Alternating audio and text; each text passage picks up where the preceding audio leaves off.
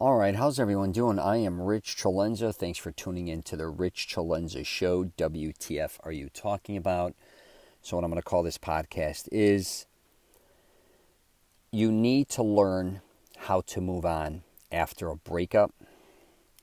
And if you know anything about me, I have this Mastering Self-Confidence program where I try to help men meet the woman or women of their dreams, even if they've been through a bad breakup or divorce. I also have a book called The Wingman, which is a must-have guide to basically finding the woman of your dreams. So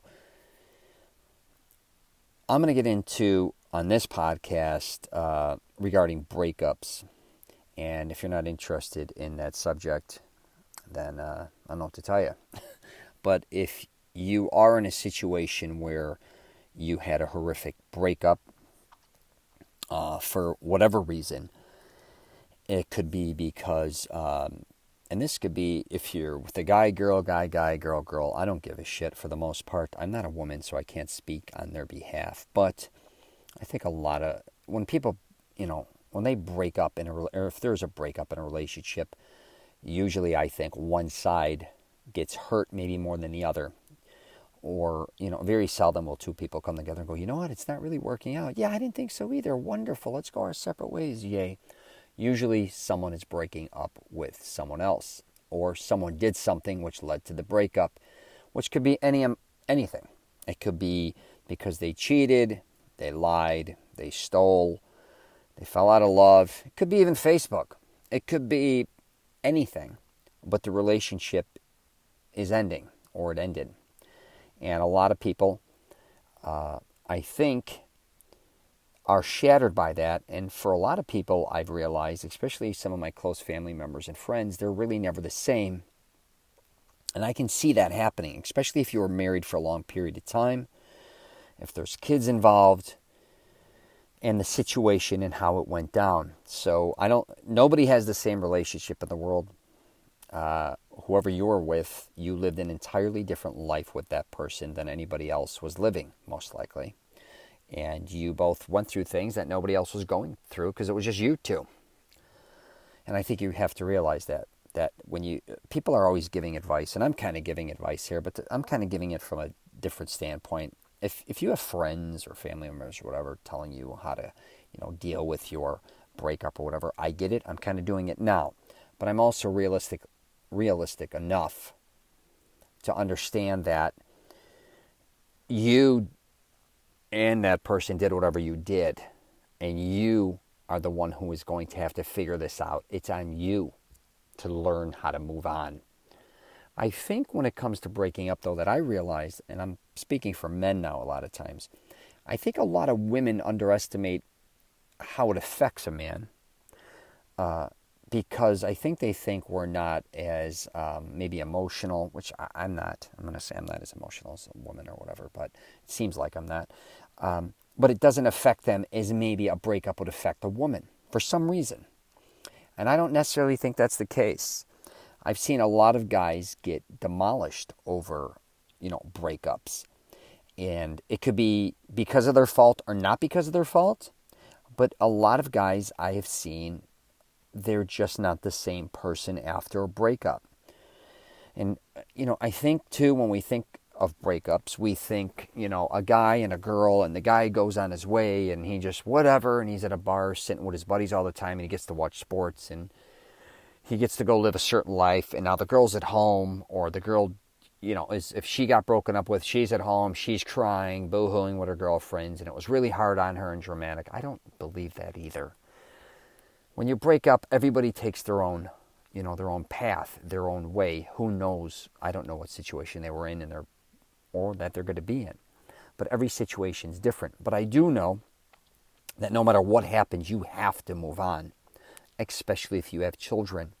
You have to handle the situation, and my theory is you have to handle it in the best way possible, because a breakup's brutal a lot of times, and it also can be liberating. As much as people don't want to say this a lot of times, and I talk about that a little bit in my book or my Mastering Self-Confidence program, a lot of times when relationships end or somebody ends a relationship, it could be ending with you. You think at the time, holy shit, this is the worst time of my life. I can't believe this person's breaking up with me, or this person's leaving me, or I got ghosted, whatever the case may be. But then a year, or it could be months, year, whatever down the line, you end up with someone else and you're like, holy shit, thank God I didn't end up with that person, right? Thank God I'm with this person. But then sometimes that person doesn't work out either. And then as time goes on, you're like, holy shit, thank God those other couple relationships didn't work out, because now I'm with the one that I'm with. And guess what happens again? Sometimes you know what I mean, that fails as well. That could be because of you or because of whoever. But I think what we have to realize is the relationship we're in now, we have to take an honest approach that it may end. It may not end. But also, we just have to appreciate for the situation we're in now, and not put such a stigma on it to say, hey, this is supposed to last 10, 20, 30, 50 years, depending on what age you are. Because a lot of things end, and it's just the reality of life. You also can't control what somebody else does in your life. So they may hurt you, they may leave you, they may pass away. That's another thing. But I think we're kind of programmed to say if we meet this one person, we're supposed to stick with them for the rest of our life. And which I think is really unrealistic. And I think it's unrealistic, too, to say, if I'm with somebody, so I'm with my girlfriend hypothetically, if for me to say she's not going to get sick of me or never want to leave me is pretty ridiculous, I think. To think that I'm so great and that I'm so powerful that I'm the only man she should ever be with from here on out, hypothetically. She may or may not feel that way, but I'm saying for me to feel that way, which, of course, you want to be with somebody and you want them to love you and you want to be in this situation with them. But it doesn't mean, that you're always the best person necessarily for that person, always. You may be, or you may not be. You may not be now, you may be in the future, you may be now, but not in the future as well.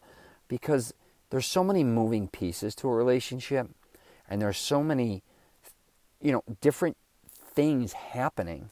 And I always said, each day in a relationship truly is a different day. We don't look at it like that. We kind of look at the big picture. But every day, people are doing something different usually in their life. Even if they have the same job, even if they have kids, or they have the same routine, it could be as simple as, meeting new people. It could be as simple as, back to Facebook, connecting with other people. It could be as simple as just a different mindset. It could be something one day where someone's just turned off.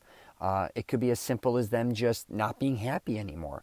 Whatever the case may be, we have to be honest about that. And I don't think a lot of us are. And I also think a lot of people too, I think we get stuck in a rhythm or a routine where we paralyze each other, I think, in relationships, where we kind of like one person does, if I do this, they're going to be mad because I didn't do that. Or I can't do this because I don't expect them to do it either. Or whatever that type of tit for tat bullshit is brutal. And back to you moving on in your life, you have to understand a lot of times you're not yourself when you're in a relationship, and you're not honest or open enough, where you could have maybe saved that relationship, but you kind of just kept things secretively, very secret about how you wanted this relationship to go, but you were afraid maybe to speak up to the other person, and then before you know it, it's kind of on the rocks, and then it's over. If you're in a relationship, I talk about this, stop performing. Try to be who you are from top to bottom. That doesn't mean necessarily you don't have some secrets, because I think some things you do in your life is nobody else's business but yourself. Whatever that is. You don't have to, what I'm saying, you don't have to express everything you want, fantasy, whatever the hell that is. But what I am saying is, a lot of people, I think, get caught in relationships and they're really not themselves. And they're afraid to be who they really are, because either they're afraid somebody's not going to like them or they're going to leave them. Also, if that person's evolving and changing, they're afraid to confront that person, because now they think, wow, all of a sudden I have different interests, and this person may not like these or like me having these interests, so it's going to end the relationship. Then you don't go after these interests, and then you're miserable. But if you're in a relationship and then it ends, the one thing I'm going to say at the end of this podcast is realize, and I'd hate to say this, you're not that unique. you're most likely going to have your heart broken. You're most likely going to have somebody cheat on you, lie to you sometime in your life, break up with you, leave you, talk shit about you. You have to almost prepare yourself. That doesn't mean in a negative way, that if something happens, which it may, you know how to handle it emotionally. That doesn't mean you have to have somebody else for backup. That's not what I'm saying. I'm just saying it would be almost like, and I know a relationship with somebody else is not the same as a job, but you have to realize too that the job you're in, or whatever you're doing in life, it may end. You can't let something where that ends destroy your life. Your life, hopefully to yourself, is very valuable. If you put all your eggs in somebody else's basket, that the only way you're going to be happy is if they're with you, and then they leave and your eggs all break, and it's on you. You shouldn't be doing that. You have to find some type of happiness, even in your relationship, and out of it. That if it does end, you still have some stability, especially if you have children, because you have to set an example. Because maybe one of your kids, maybe 2, 3, they may end up hurt. Somebody may break up with them. They may end up in a divorce. All these things. So when I got a divorce, I wanted to do the best job I can, really to show, one is, and I by no means was perfect with this, but trying to show how I wish, I would just want my parents to handle it. And sometimes we don't realize also with friends, family members, colleagues, and everybody, the way we handle certain things, including breakups or divorces, they may go through the same thing. And by them seeing how you're handling it can be a really great thing for them. And that goes for anything in life. I don't think a lot of people realize how many people look up to other people, or that are from the outside looking to say, wow, look at how this person behaved through this. There's somebody to really, learn from. So that's all I'm going to get into with this podcast. It's not going to be some long-winded thing, but you have to move on in your life, regardless who you're with. Because if you don't, it's going to destroy you. And not only could it destroy you, it destroys a lot of people around you. And I don't think a lot of people realize that. And some people may be like, I don't give a shit about anybody else. My heart's broken. I want to kill myself. I don't know. I'm not just saying. Or I don't want to ever be with anybody else. This destroyed me emotionally. And the thing, too, you got to realize with a breakup, at least as far as what I've learned over the years, it takes time. And there's no set time limit on that. But I definitely wouldn't go years and years and years or decades. And I do see that happening. And again, there's no set time, like I said, but you've really got to kind of figure things out, because if you plan on living to say 70, 80, 90 years old, and you end up getting a divorce, hypothetically in your 30s, 40s, could be even your 50s, I don't know, you still have a lot of life in you. And that doesn't mean also you just got to run out and be with anybody or rebound. I think that's the worst thing. But you do have to understand that life is going to go on. That goes for when you're alive and when you're dead. That goes for if you're in a relationship or not. Okay? So you just really have to comprehend that. And I don't think a lot of people are prepared, especially, they're just naive. And I think a lot of us are naive. But if you talk to somebody who's been through a bad breakup or a divorce, you'll understand sometimes what they're kind of going through. But from an emotional standpoint, it's very hard. And I get it. So just please take your time and don't hurt yourself emotionally. Don't hurt the other person that you are with. Don't badger them, verbally abuse them, stalk them, any of that shit, please. And if you fucked up, you fucked up. And it ended. Sometimes, you did what you did because you wanted to do it and accept it. And again, it's just human behavior. People are human beings. They are going to make a lot of mistakes in their life. So it's up to you sometimes if you want to forgive them or not, or if you expect forgiveness or not. And you got to take an honest approach. A lot of people do a lot of shitty things in relationships and expect to be forgiven. But when it comes to somebody doing something shitty to them, they don't want to forgive them. Again, for the most part, back to cheating, I think that's one of the leading reasons why most people end up ending a relationship.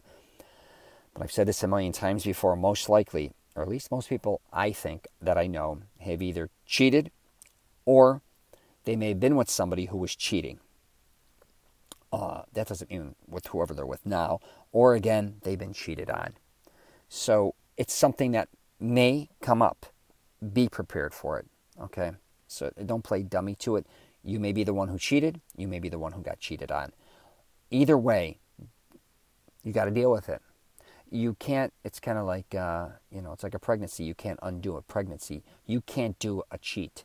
So if you do cheat on somebody, don't forget you get caught. It's not like saying that never existed, because it did.